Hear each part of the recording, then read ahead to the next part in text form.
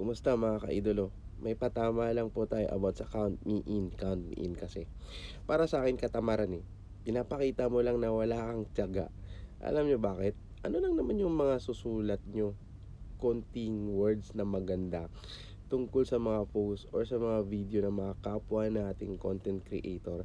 Tapos, reply mo lang, count me in. Alam nyo ba, ginaganahan yung mga gumagawa ng video kapag maganda naman ng konti yung mga comment nyo sa mga post nila. Pansinin nyo, mga kaidolo, kapag nagko-comment ka ng count me in, may pumapansin pa ba? 'Di ba wala na? Kasi sign ito ng katamaran eh. Gusto lang ng iba, count me in, follow sila kaagad. No, no, no, mali. Diyan, idolo. It's a big no, idolo. Wala nang ganun ngayon.